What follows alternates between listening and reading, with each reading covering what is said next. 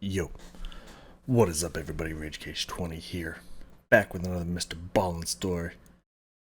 Now, I'm not gonna, for the foreseeable future, be doing my intro to these anymore because I thought, naively, this isn't the first time I've been naive on the internet, naively I thought that if I just brought logic and reason and facts to trolls on the internet, some of them might see the error of their ways and be like, I didn't think of it like that, and maybe change.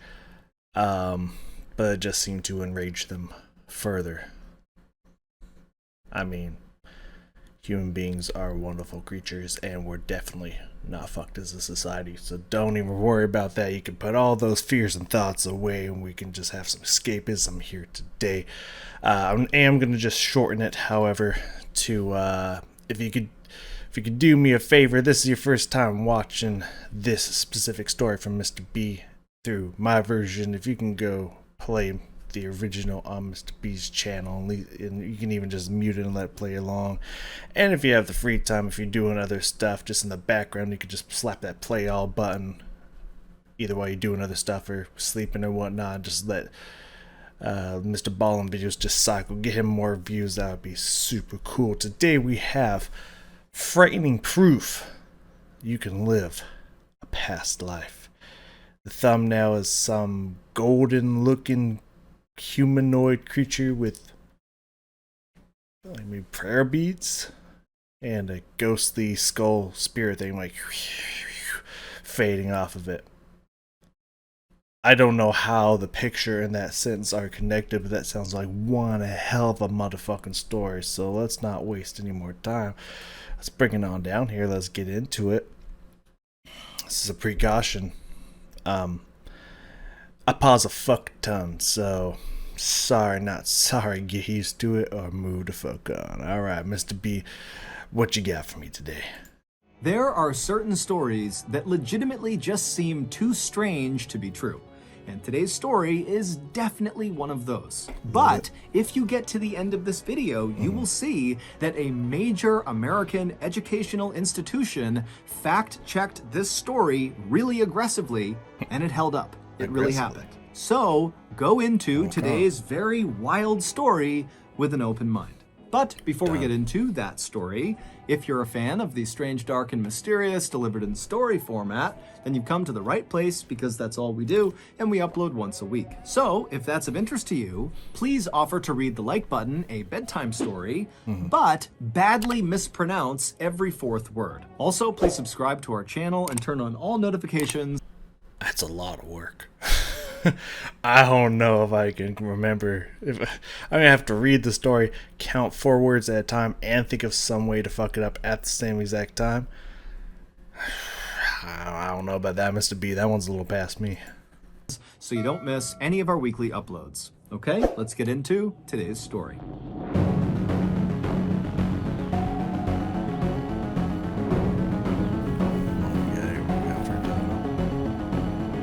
I mean, that would make sense with past life, so sure.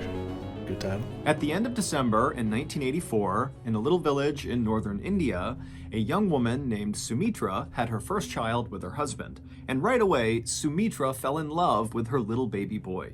She had always wanted a baby, and now that she had one, she carried him with her everywhere, strapped to her chest. And any time she had a free hand from cooking or housework, she would use it to pat his head or tickle his feet. Life was not easy for anyone in Sumitra's village, which was located just south of the Himalayan mountains along the Ganges River. Sumitra's village was very poor. People lived in mud huts with thatched roofs, they had no electricity, and basically no one had any formal education. As for Sumitra, her life was especially challenging even relative to her peers, because when she was very young, her mother died, and then her father had to go away all the time for work, and so she was left alone a lot yacht and basically was raised by a cousin. And now, even though she was married, her husband also had to travel quite a bit for work. And so Sumitra, she lived with her husband's parents in their hut, but the reality is she wasn't nearly as close with them as she was with her own family, and her own family was nowhere nearby. And so Sumitra's life was really quite lonely, even as an adult. And so when Sumitra had her baby, it was like for the first time in her life, she didn't feel alone, and she was excited about her life. She was happy that something was finally going the way she wanted it to. But then, one day in early 1985, everything changed. That day, Sumitra, with her son attached to her chest, was walking into town to get water from the well. And as she was walking along the dirt path, she suddenly came to a stop, very rigid, and she dropped her bucket on the ground. A couple of other villagers who were nearby heard the bucket fall. They turned and looked at Sumitra, who was standing there totally rigid. And so one of these villagers, who was very concerned, walked over to Sumitra and asked her what was going on. But Sumitra, she didn't say anything. She just stood there frozen. And this concerned villager looked down at Sumitra's hands, and her fingers were bending back so hard it almost looked like they might break going in the other direction. And then this villager, before asking any more questions, looked up at Sumitra's face, and her eyes had rolled back into the back of her skull, and she had begun grinding her teeth so hard that it was making this loud cracking sound with every movement of her jaw side to side. And so this villager was totally terrified and back. So, something I forgot to mention in the beginning here, I was trying to find a good point to pause, was just, I imagine, I'm just curious to find out how this unveils to figure out, like, because, proof that you can live a past life, how are we going to find proof of that besides just like, oh, deja vu, I feel like I've done this before, it must have been a past life, you got to get some, like, concrete evidence. That's gonna be fascinating. But what's going on here right now? It sounds like the devil in her. It sounds like some possession shit going on. Just in the middle of the day. It's 3 minutes in. There's already some crazy shit going down. Up for a second, and right as they did, Sumitra's baby, who was still strapped to Sumitra's chest, began hysterically crying. And so the combination of Sumitra's baby crying and these other couple of villagers who were staring at Sumitra, who's standing there in this very grotesque pose, attracted the eyes of other nearby villagers, and soon there was a crowd of people just standing there looking at Sumitra, not sure what to do. And then, just as suddenly as Sumitra had fallen into this trance, it stopped, and Sumitra, she kind of shook her head, she fluttered her eyes, and she looked around, and then suddenly became aware that her son is hysterically crying, and also there's this crowd of people all around her. She has no idea why, and so feeling really embarrassed, but again, not knowing what's going on, Sumitra quickly picked up her water bucket, she held her son and hustled out of the crowd of people and made her way into town where she would get water. When Sumitra came... did she break any bones? Did she grind down teeth? Like if it was literally making noises that almost sound like snapping noises, she must have done some serious damage to her mouth, or at least to her teeth or something. Also, I'm surprised no one stopped her and be like, yo, you gotta explain what the fuck just happened there. And also immediately yo, you possessed with whatever demon creature in their realm of pantheon and whatnot. Yeah, I'm surprised they ain't getting some religious or what would the terminology be? I don't know if witch doctor is correct, but some kind of some people that deal with the spirits or religion or something in to investigate this right out the gate. Came back from the well and was back near her hut, she didn't tell anyone about what had happened on the way to the well. Frankly, she couldn't really remember what happened. And so Sumitra told herself that whatever happened on the trail to the well, that trance she fell into, it had to be a one-time thing, likely brought on by stress and sleeplessness from having a new baby. But Sure. a few weeks later, it happened again, and this time the trance lasted quite a bit longer. Sumitra's father-in-law had walked into their kitchen and found Sumitra standing there totally rigid with her hands kind of bending backwards and her eyes rolled back in her skull, and he would tell her later on that he had shaken her and tried to wake her up, but he couldn't for almost 10 minutes, and then when she had snapped out of it, she had no memory and had no idea what happened. By May of 1985, so roughly 5 months after her first trance, Sumitra was falling into these bizarre spells nearly every day, and they were lasting hours at a time. And even more bizarre, lately, during Sumitra's trances, she would begin to speak, and the things she said were totally strange. Typically, she would bark out cries for help. She would say her head was being crushed and someone needed to help her. And then suddenly her voice would drop down to a whisper, and she would say, "All I can see is darkness." Sumitra's family would contact the local medicine man, who would come out and examine Sumitra, but he couldn't figure out what was wrong with her. Besides her trances, there seemed to be absolutely nothing wrong with her. She was the picture of good health. And then on July 16th, 1985, so roughly 6 months into these trances, Sumitra would fall into another trance while she was cooking, and during this trance, she would speak. Except when she spoke, she was very calm, and she just said, "In 3 days, I'm going to die." By this point, Sumitra was terrified of whatever was happening to her, and she was totally exhausted, and so was her family. Sumitra had stopped caring for her son, who was now about 8 months old, because she was afraid that at any moment she could fall into a trance and accidentally hurt him. And so her mother-in-law had basically become the boy's mother, and also Sumitra's husband, who was the primary breadwinner for the family,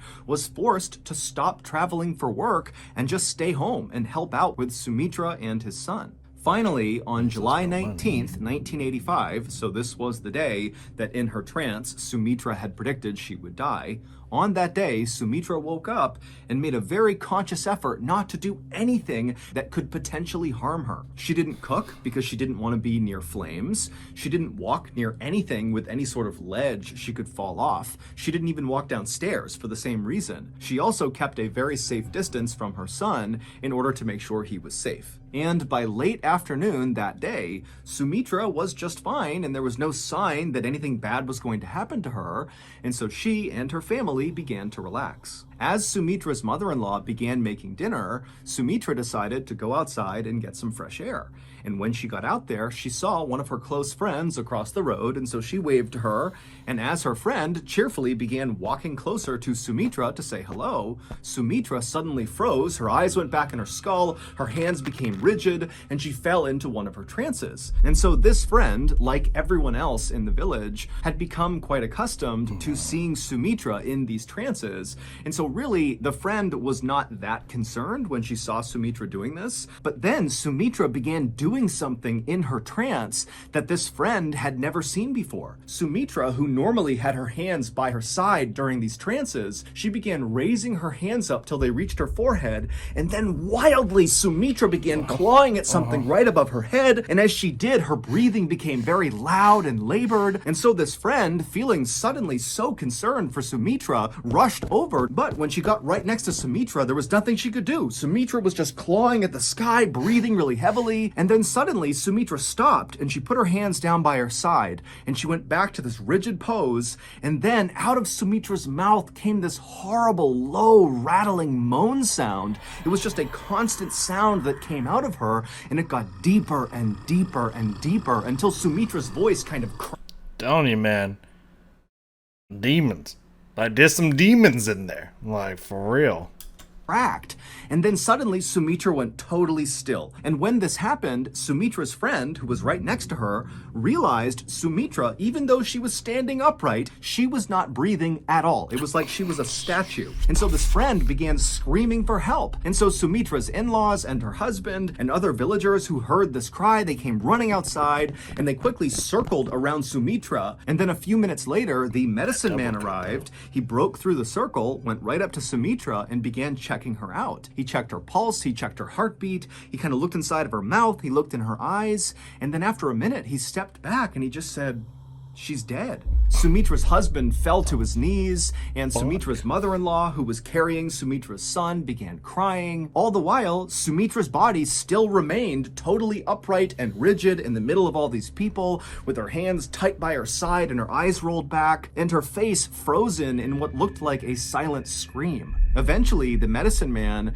and Sumitra's father-in-law stepped forward and lowered Sumitra's frozen, rigid body onto the ground on her back, and they closed her eyes. There was no hospital to take Sumitra's body to or official to call about her death. And in this village at this time, it was very important for both religious and public health reasons to take care of the body very quickly. And what that looked like was the villagers would work together to perform the Hindu death rituals, and then afterwards they would cremate the body, which is a process of burning the body until all you have left is the ashes. And so as Sumitra's body lay still rigid on her back right near her home, her family and the villagers began making preparations for her funeral.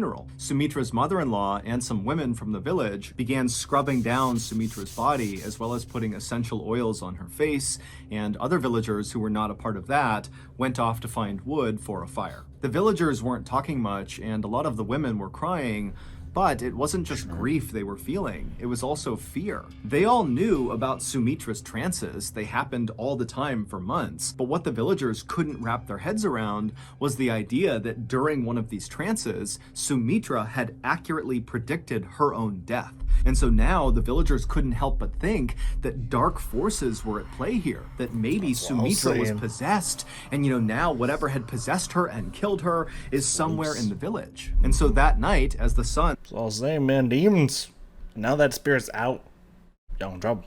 started to go down, normally kids would be out playing in the village, but their parents said, no, come inside. It's not safe demons out outside. there. And so for the most part, the only people who were outside that night were the women who were still cleaning and prepping Sumitra's body for her funeral. And at some point, one of the women who was doing this was brushing out Sumitra's hair. And as she did that, she suddenly stopped and she backed up and screamed and pointed at Sumitra. And then the other This bitch about to come back to life.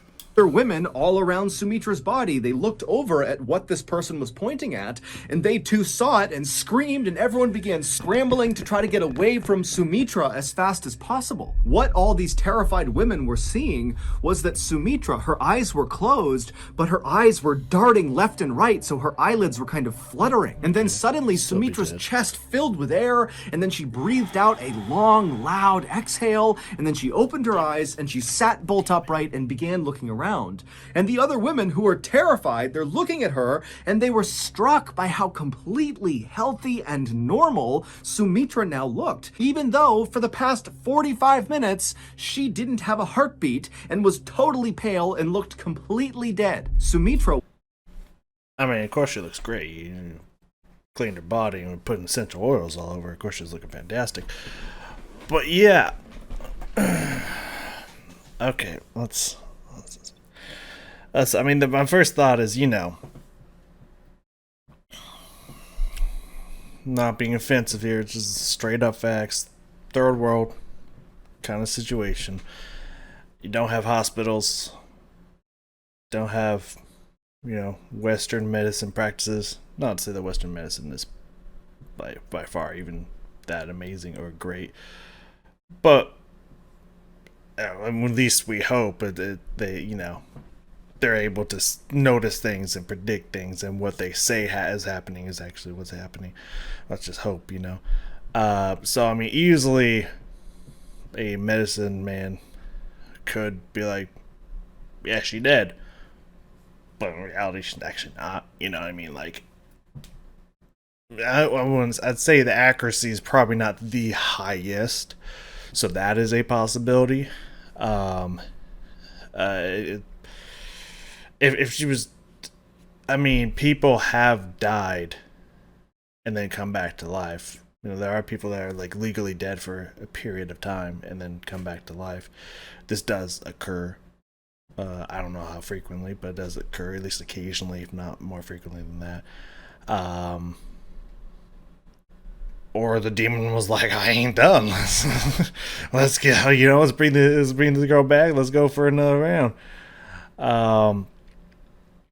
Shit, man. Like, I don't. We're getting interesting here, but we still haven't got to the past life part yet. And I imagine when that drops, it's gonna be fucking wild. Wiped the essential oils from her face, and then she it's a good stood first up, step. and as she did, the medicine man, he had heard all the commotion and ran over, and he ran to Sumitra and kind of assisted her and got her to stand on her feet because she was a little bit wobbly. And then the medicine man performed a checkup on Sumitra, checking her heartbeat, her pulse. He looked in her mouth, he looked at her eyes, and then he asked Sumitra, how are you feeling? And Sumitra said, I'm okay. And then the medicine man, he kind of turned to face this now huge crowd of onlooking villagers. And the medicine man had a big smile on his face. And he said, you all have just witnessed a miracle. Sumitra is back from the dead. I don't know about that now. I don't know about that now. If you've made it The body does weird stuff, you know what I'm saying? Prime member, you can still listen to the Mr. Ballen podcast by subscribing to Amazon Music Unlimited in the Amazon Music app. Download the app today. Cool. Hit that up. Sumitra's husband and her in-laws were too shocked to say anything or really even react. But then suddenly, Sumitra's husband was overcome with joy and he ran forward to hug Sumitra. But as Sumitra turned and saw him coming towards her, she backed up suddenly and put her hands out to protect herself from her husband. And immediately the medicine man, he kind of stepped in between the husband and Sumitra, and he patted the husband on the shoulder and said, she's been through something very traumatic. You need to give her time and space to recover. And everybody in the village who saw this happen, they were accustomed to whenever Sumitra fell into one of her trances, when she came out of them, she oftentimes was a little bit confused. And so they all just kind of assumed that this is what was happening, but on a bigger scale. This is a really intense trance they've seen, but she's just confused. She'll be okay soon. And so the villagers dispersed, and the medicine man assisted Sumitra back into her hut, and he got her in her bed where she fell asleep. And then afterwards, the medicine man reassured Sumitra's husband and her in-laws that Sumitra, when she woke up, she'd likely be just fine, but he would come by and he would do another thorough medical exam on her just to make sure. And the next morning, when Sumitra woke up, she did seem a lot better. When she left her bedroom, she seemed far less confused than she had been the night before. But as soon as Sumitra saw her husband and her in-laws, she got so scared she just bolted from her hut and started running away. And so the medicine man who had just come by to do his thorough checkup, he saw her take off, and so he began chasing her, as well as Sumitra's husband and father-in-law. They took off after Sumitra.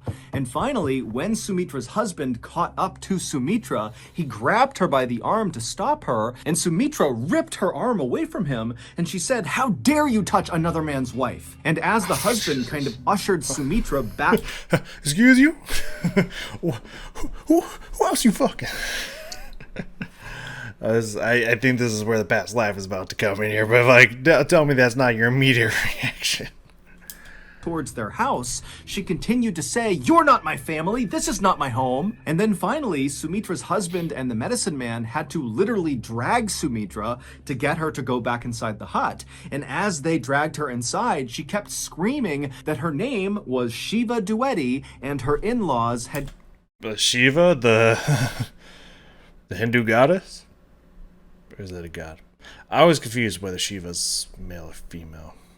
I feel like Shiva has taken both forms, but I'm not 100% positive on that one. I'm not fully versed in the Hindu pantheon, so apologies there. But the deity is the this got spicy. Killed her. Over the next couple of days, the medicine... Well, hold on. Shiva Dueti and her in-laws had killed her. Over the next couple of days, the medicine man and Sumitra's family tried everything they could to try to snap her out of what seemed like a really long trance, but nothing they did worked. It seemed like Sumitra had just kind of lost her mind. Sumitra began refusing to touch her beloved son, and instead would demand that someone bring her Rinku and Tinku, but when no one knew who or what she was talking about, Sumitra would just get furious. Sumitra had never gone to school and so did not know how to write. You tell me you don't know Rinku Tinku? Come on.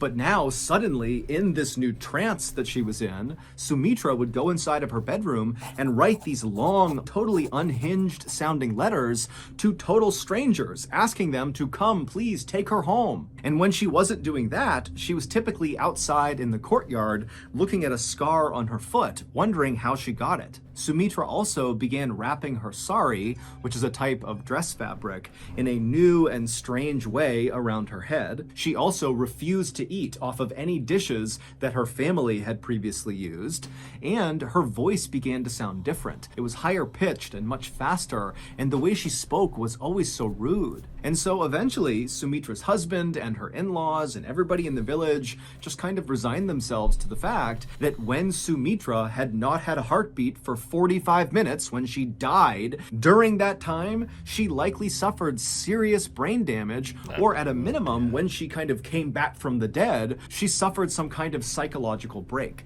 And so that was why she was acting the way she was. And soon, people just stopped trying to break Sumitra out of this trance she was in, and instead, they all focused on just trying to keep her from running away or hurting herself. And then one day, on October 20th, 1985, so 3 months after Sumitra had died for 45 minutes, Sumitra's family heard a knock on their front door. When Sumitra's husband went to the door and opened it up, he saw there was this older gentleman standing there wearing a suit and nice shoes, standing several feet back from the door, as if he was kind of shy but felt compelled to knock on the door. Now, right off the bat, this man looked totally out of place to Sumitra's husband. Nobody in this village wore suits or nice shoes. In fact, most people, including Sumitra and her family, didn't even wear shoes. But even stranger than what this man was wearing was what he was clutching against his chest. He had this huge leather-bound book with gold trim around the edges that he was holding onto very tightly as if it was very important. And so finally, this strange man, who was visibly nervous and rocking back and forth, began to speak.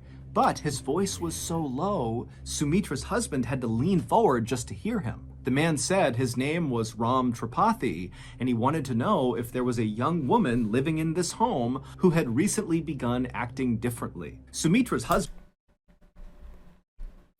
Fuck you mean what? had no idea who Ram Tripathi was. He didn't know this guy. He certainly didn't know where he came from. But what was going through his head was, how is this stranger who's dressed in a funny way, who's got this weird book, how is he aware of the issues my wife is having? And so after a long pause, Sumitra's husband just kind of looks Ram Tripathi up and down a couple of times and then says, "Wait right here, I'll be right back." And then Sumitra's husband turned around, he walked through the hut into Sumitra's bedroom, and kind of matter-of-factly, he said to Sumitra, who was sitting there writing another letter, that there's a strange man outside. The name Shiva? Get it right? Oh my god. Named Ram Tripathi, and he's asking about you. Sumitra's husband expected Sumitra to just turn and look at him with a blank stare like she had been doing the last few days. But this time she turned and looked up at him with a huge smile on her face, and then she leapt up and ran to the front door and leapt into the arms of Ram Tripathi. And Ram Tripathi, he was kind of taken aback, still holding his book, not really reacting to what Sumitra was doing. And at some point, Sumitra leans in and whispers something into Ram Tripathi's ear, and Ram Tripathi, he reacted to it very negatively. He kind of looked up at her and looked over at Sumitra's husband like something was wrong, but Sumitra's husband couldn't tell what Sumitra had said, and so the whole situation made no sense to Sumitra's husband, and apparently it also made no sense to Ram Tripathi. And so pretty quickly, Ram Tripathi kind of pushed Sumitra off of him and took a few steps back and looked at Sumitra and said, "What's your name?" And Sumitra is now looking at Ram Tripathi with a look of anger and betrayal on her face, and she says, "My name is Shiva Dwivedi." Ram Tripathi, after hearing this, did not respond, and instead just kind of gestured over to a low wall just outside of their house for he and Sumitra to go sit down on. And so he walked over, and Sumitra followed him, they sat down, and Sumitra's husband, he walked over, but he stayed a couple of feet back standing up. And once Ram Tripathi was sitting down, he lowered his big leather-bound book and he opened it up, and inside were all these photographs. And right away, Ram Tripathi pointed at one of the pictures, which contained a bunch of people in it, and he turned to Sumitra and he said, "Can you identify who's in this photo?" And Sumitra, she looked at the photo and immediately began rattling off names that were all correct. These are people that Sumitra's husband, he's looked over, and he's got no idea who the people are in that photo. And so after Sumitra correctly identifies that photo, Ram Tripathi turns the page, he picks out another photo, and he says, "Can you identify who's in this photo?" And again, Sumitra, one by one, would name correctly all the people in the photo. And then finally, Ram Tripathi took a sigh, and he flipped the page one more time, and he pointed to one particular picture which contained one person. And he looked at Sumitra and he said, "Do you know who this is?" And Sumitra, she would look over at the photo, and instead of immediately saying the name, she paused, and she kind of began to breathe heavy, and she seemed kind of angry, and then she looked at Ram Tripathi and she said, "I know who that is. That's my sister-in-law, and she killed me by hitting me over the head with a brick." And at this, Ram Tripathi dropped his... What? Okay. Tons of questions there. One, what do you mean she killed you? You're alive. Did you saying that sentence not be like, that doesn't make any sense? How did you kill me if I'm alive? Second off, what do you mean your sister killed you? Why'd your sister? Did he say sister or sister-in-law? I don't really remember. But either way, why'd your sister kill you?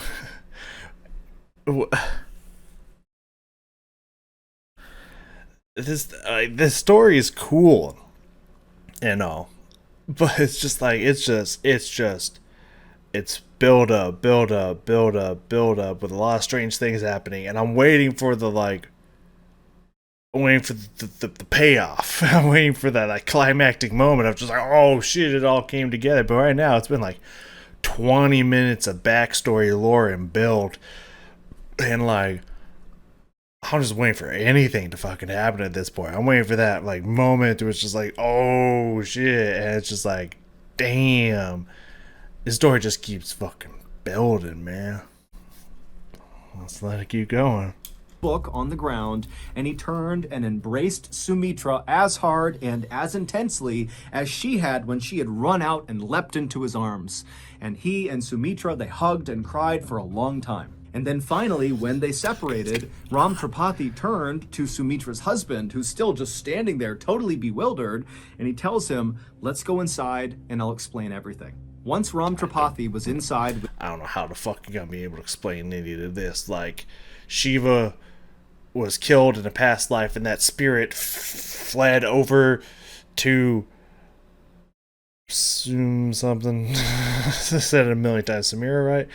And just like started taking over her, and just like, oh, I die and I'm reborn as Shiva. Like, I mean, shit, that'd be a pretty cool story if that's what happened. But like, I mean, I guess in some weird way I could see a vengeful spirit, like one being murdered by a sibling, staying in our material, or is it called material plane? Whatever. And not going off to the afterlife, and then finding a body to attach to, and the body possessed by a spirit then itself dies, and the spirit reanimates itself within the corpse, and then it becomes alive again. I guess in some weird way I could see that being a possibility, but like, it feels like a stretch. It feels like a super fucking stretch. With Sumitra and her family, he told them an unbelievable story about a woman named Shiva Dwivedi. Shiva Dwivedi was, of course, the name that Sumitra for months had been saying was her own. But over those few months, her family had just assumed that that name meant nothing and that what she was saying was nonsense because of her brain injury. But Ram Tripathi would tell them that Shiva Dwivedi was the name of a young woman who lived in a city none of them had ever heard before, located located about 60 miles away from their village. He would tell them that Shiva was a very wealthy woman who was college educated, and she had 2 young sons. And it would turn out that Shiva's youngest child was born almost on the same day that Sumitra's child was born in December of 1984. But unlike Sumitra, who after the birth of her child felt like her life got so much better, she loved her family, she was excited about the future, for Shiva, it was the opposite. When her first child arrived, it was like her life got worse and worse and worse. Shiva's in-laws had grown to hate her. They didn't like that she was so well educated, and they hated the family she came from. And so by early 1985, when by this point Sumitra was regularly falling into those trances with her eyes rolling back and her teeth gnashing, the tension and fighting in Shiva's home, 60 miles away, was reaching an almost unbearable level. Shiva began writing these long letters that she would send to her family far away, where she would detail waking up almost every night with nightmares, screaming. And in May of 1985, which is when Sumitra began speaking during her trances, Shiva got into the biggest fight she had ever gotten into with her in-laws about attending a family wedding. And on the night of May 18th, 1985, Shiva's neighbors in her city saw Shiva's in-laws literally carrying Shiva's body, which appeared to be unconscious, as they walked along the railroad tracks. When these neighbors ran up and asked if everything was okay with Shiva, Shiva's in-laws just said, oh, you know, she's sick and we're taking her to the hospital. Now, it was nighttime, there were no lights around, and so it was really dark, and these neighbors couldn't get a good look at Shiva to see, you know, what was going on with her. And so even though they thought this was very strange, they decided not to say anything. The next morning, Shiva's dead body was found lying on the train tracks right near the train station. And so someone raised the alarm, and before long, Shiva's uncle and sister ran to the train station, and when they got there and saw Shiva on the tracks, they also saw Shiva's in-laws were already there. And when they spoke to Shiva's in-laws, they told the uncle and the sister that it looks like Shiva must have jumped in front of a train to commit suicide. But the uncle and sister are looking down at Shiva's body, and there appeared to be really no markings, bruises, cuts of any kind on her body that you would expect from getting hit by a train, except... I would expect nobody if you got hit by a train. I expect, you know what I mean? Like, or at least, like, flattened chunks missing. Like, yeah. I mean, probably different train, you know, obviously, than the ones we got. So it's probably maybe difference in speed and damageability. But, like, come on. Except Shiva did have a very big mark on her head. Later on, the uncle and sister would say it looked like something had bashed Shiva's head in. Shiva's in-laws would immediately cremate Shiva's body before Shiva's actual family could stop them, and the police in this area were not good at investigating crime. So when Shiva's in-laws went to them and said, yep, she jumped in front of a train, she committed suicide, but we don't have a body because we already cremated her, the police just accepted it. Shiva's father was convinced that Shiva had been murdered, but he didn't have a way to prove it. Until Sumitra appeared to die on July 19th, 1985, and then came back to life, claiming to be Shiva. Shiva's father had heard a rumor about some girl in a village 60 miles away claiming to be his dead daughter. Now, at first, Shiva's father did not believe this, but eventually he decided he would go to the village and test this girl to see if maybe it was true. And so, on October 20th... I guess that makes sense why he was, like, nervous when he was there, just like, it's kind of weird that I'm here, and like, it's gonna sound stupid as fuck, but like, hey, I guess that makes sense now. 20th, 1985, Shiva's father put on his best suit and his nicest shoes. He brought his leather-bound photo book, and he headed to Sumitra's village and knocked on her hut. Hold a tick here. How can this be a past life if they were both living parallel time to each other? Like, when he said, unless I missed something, when the fighting got bad, that's when when Sumitra started having these episodes and stuff. And when Shiva was writing letters. That's when Sumitra started to say shit during these trances. So it's not a past life, it's a parallel life. And the spirit of one infested another's body. Like, I don't. Oh, I'm a little confused by past life. There's some weird shit going on, but I don't think it's that. You know what I mean? But okay. Ram Tripathi was Shiva's dad. When Sumitra at first ran outside and leapt onto Ram Tripathi and hugged him, and then whispered something into his ear that Sumitra's husband saw happening but couldn't hear what she said, and then Ram Tripathi, when he heard what she whispered, he kind of recoiled and acted angry for a second.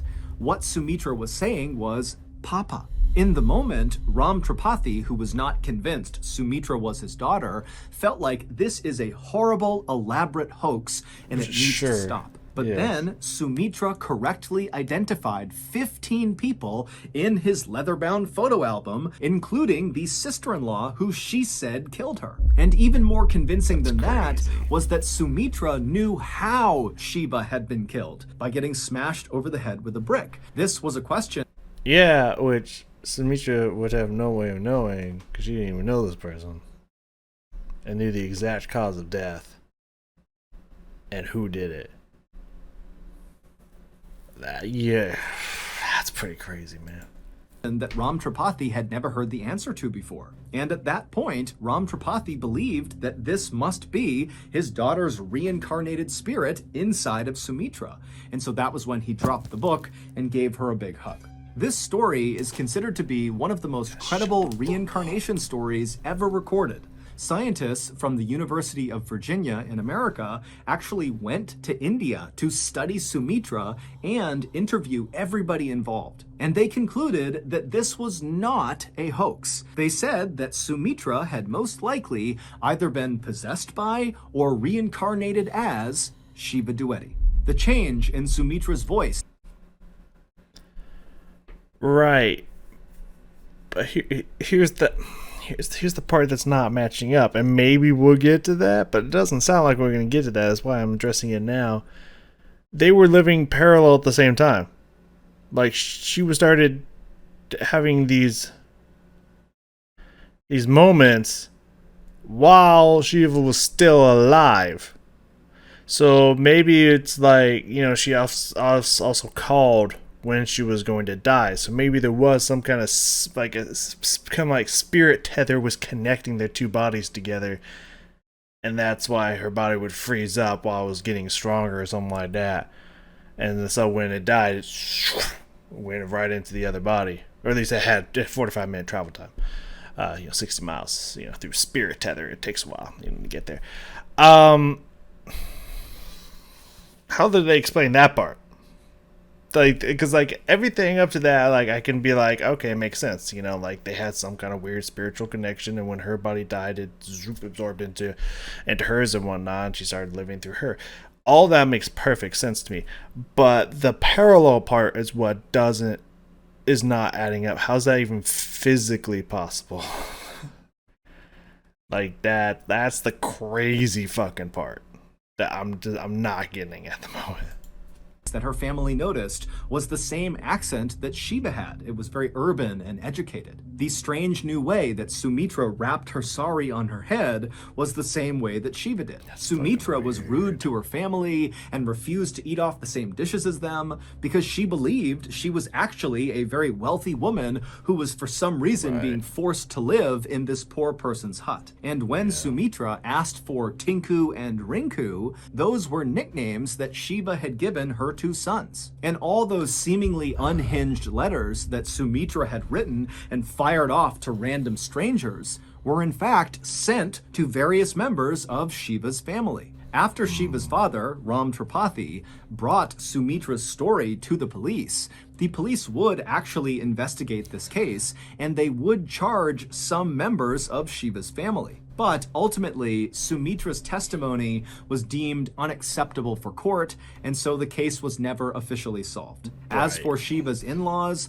they have always denied killing her. Sumitra lived the entire rest of her life as Shiva, and Shiva's real parents accepted her as their daughter. Sumitra also came to accept her son and raised her son with her husband in their little village until she died in 1998.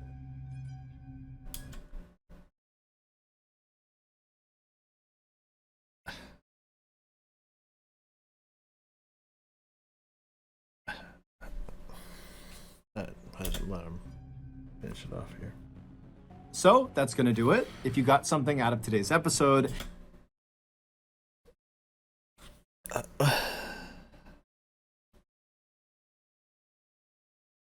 okay, so I'm still confused on the parallels there, but putting that aside,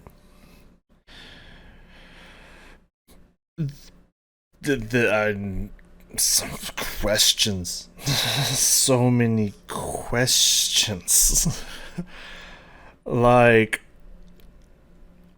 when it says, took her son and lived with her husband, I assume means like who Shiva considered to be her husband, not the father of that child, right? And like the people of the original family, Sumitra's family, pretty much just like, all right, take her. I'm sure there was some kind of struggle, maybe not like actually physical struggle, maybe there was, you never know. But some kind of like, what do you mean you've been this person for the entirety of your existence? Now you're leaving all of your family, saying you're someone else and going to live with them? And you're gonna take our child with you? Fuck do you mean? Like, that's fucking wild. And then what happened with the in-laws? Like, I assume the husband, Shiva's husband, not Sum's husband,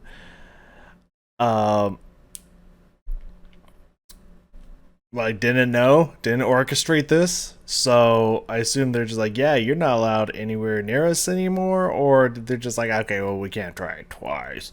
You know what I mean? Like, what happened there? And like, again, I've guessed the only real explanation is spirit tether. that's got to be it. As like,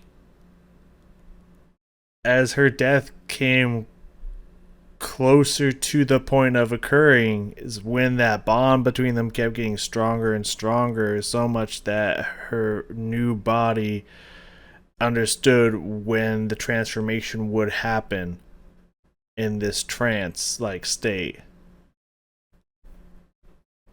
And it says that obviously, US scholars and whatever professors and whatnot got involved. But like, again, this was the 80s.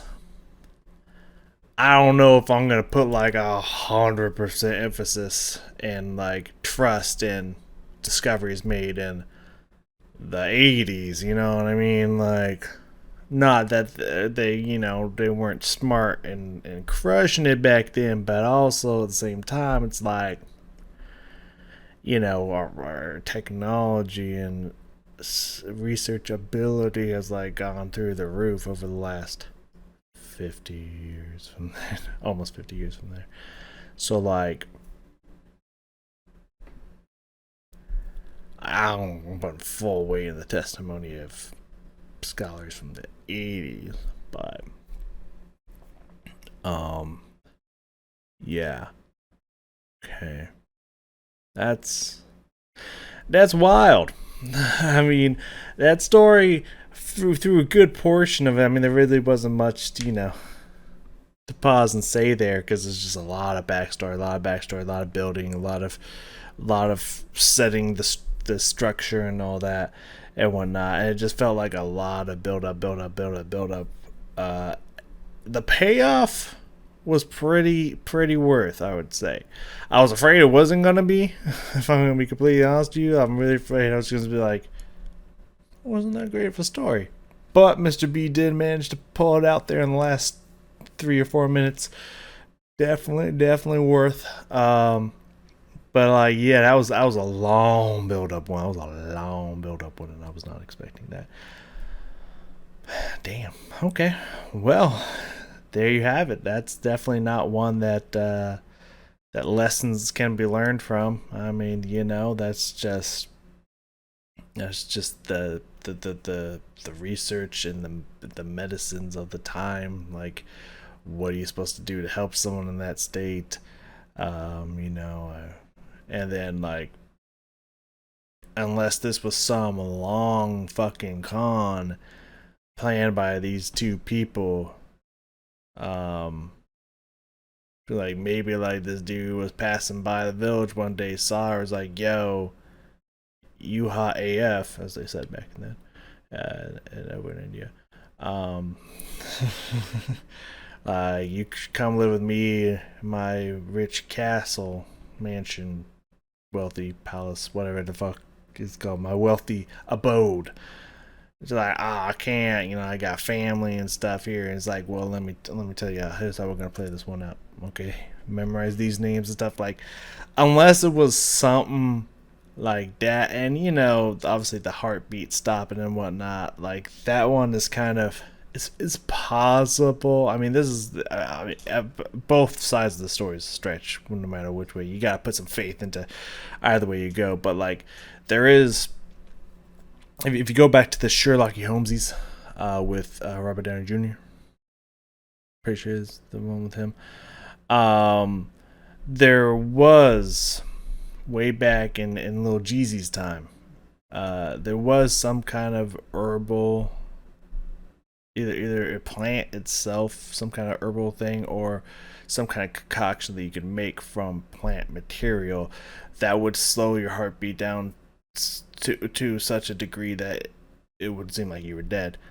And there's a chance that was used. If we're going to the non supernatural spirit connecting, fusing one life into another thing, if we're not going for that angle on this, that is a possibility. Because that is what some people believed. Obviously, religious people aren't gonna be too happy with this, but this is what some people much later in life said, that's how Jesus did his whole I died and resurrection thing. But yeah, I don't know. There's a possibility that I don't know what I'm saying. Just saying that could be, or really there is planes of existence and stuff, and on some kind of weird spirit plane, these two souls were connected at birth and had parallels to each other, both with like childbirth and the transitioning of one body because of what fate and the future was going to hold into another body to preserve this one life for some reason. That's possible. I mean, crazy stuff does happen in this world. It's just, if you want to be skeptic about it, there is an alternative that I propose there. Who knows? Anyways, yeah, it's gonna do here for us today. Crazy story. Next time I think we'll go. Well, next time I think I'm gonna do one more before I go to bed. I think I'm gonna go downwards, and I believe that's the crate one, if I remember correctly. Shocking police footage taken inside this container, which I don't think is the original title. I think it was like, what's inside this container will shock you or something like that. I think you changed that title, but I'm not 100% positive. Anyways, we're probably gonna go check that one. A nice quick little 20-minute area before we move on. So thank you for joining me here today. Remember, go check out some Mr. Beast stuff. Give him some more love than you already do. Give him some more views, some more stuff, so maybe we can get these people who don't understand how reactions work off my dick, which they love riding. And I will see you all next time.